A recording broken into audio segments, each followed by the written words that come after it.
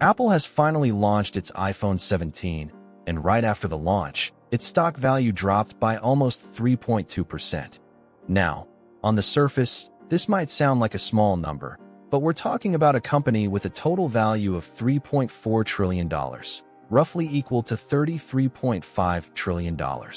So, at 3.2%, Apple lost $111 billion in a single blow. And right now, the company seems to be moving toward its downfall, the biggest reason being greed.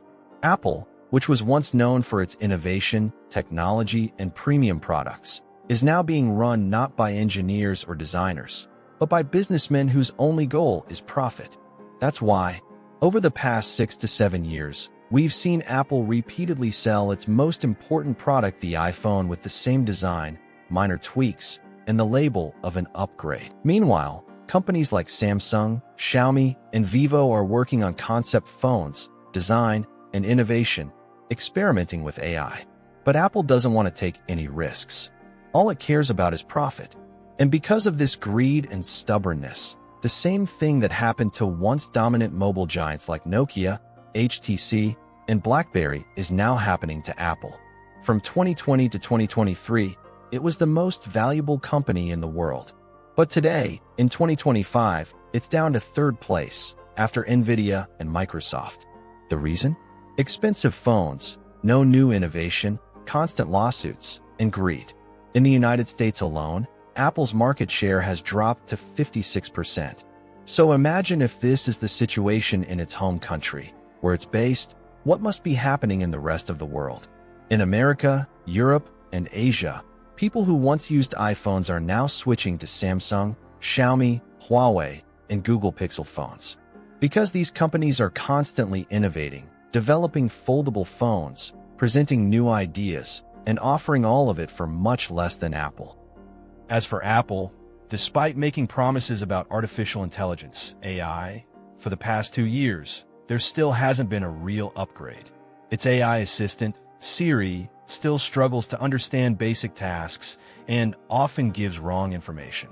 For the last 6 or 7 years, Apple has been tricking consumers by moving camera placements and calling an upgrade. Apple calls features innovation that Samsung introduced 10 years ago, for example, dual camera display, which lets you record front and back videos at the same time. Making a phone thinner and changing its color isn't innovation. It's as if the phone were a movie heroine being restyled for a new role. At this point, it feels like Apple's old tagline, "Think different," has turned into "Do not think." Even investors are now losing interest in Apple. Because Apple no longer focuses on consumer demand, it focuses on investor greed, whose mindset is no risk, more return. Under the banner of innovation, Apple is making a $3,000 VR headset that nobody asked for. It seems the company has lost focus on its main product. That's why people aren't upgrading their phones anymore. They simply don't see what justifies spending $800 to $1,800 on an upgrade. Smart buyers are instead refurbishing their old phones to make them feel new again. And the remaining customers? They're buying iPhones purely as a status symbol. They don't care about hardware or software upgrades. All they care about is color, series number, and showing that they're wealthy, even if that means taking loans or selling something they own. Some older users can't leave Apple because of its ecosystem. For example, someone using a Mac, Apple Watch, and AirPods together finds the integration convenient. Such users won't leave Apple anytime soon. The truth is, a company's job isn't just to sell products, it's to give people a reason to upgrade.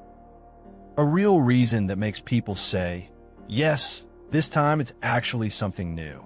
You might not know this, but back in 1990, Apple was on the brink of bankruptcy, just 90 days away from having to sell off its assets. At that time, Apple was making boring computers that looked like hospital machines. Then Steve Jobs returned, and with his relentless innovation, the iPhone, iPad, AirPods, and more, he revived the company. The first iPhone, which was the first phone without buttons, turned all other phones into calculators overnight. Apple gave the world the iPad, the first large-screen tablet, which everyone adopted. People loved AirPods too. By 2011, Apple had reached a point where whatever it made, the entire market followed. But after Steve Jobs' death in 2011, Tim Cook, who came from a supply chain background, focused on minor improvements instead of innovation and made profit the main goal. Apple expanded its supply chain worldwide, but ignored product quality. It also began taking a 30% profit cut from developers on the App Store. And the so-called Apple Intelligence, which was hyped as innovation last year, won't actually be functional until 2026. People have already paid for something they can't even use yet. Meanwhile, Microsoft, Nvidia, and OpenAI, companies that don't even make phones, have become the world's most valuable companies by embracing AI. But Apple, supposedly a tech company, is still busy making its phones thinner and changing their colors. Google is mocking Apple, saying, if you think your phone hasn't changed, maybe you need to change your phone. That's their way of saying, the phone has changed now, it's your turn. At this point, the market already has triple fold phones, but Apple still calls wallpapers and themes innovation. The company has been playing it safe for years, preferring to let others take risks and then releasing a perfected version later. That time has now come. If Apple doesn't bring back a Steve Jobs-like visionary, no one will be able to save it, just like no one could save Nokia. Apple stock is already signaling that moving a camera from one corner to another isn't going to cut it anymore. What do you think about this? Share your valuable opinion in the comments section below.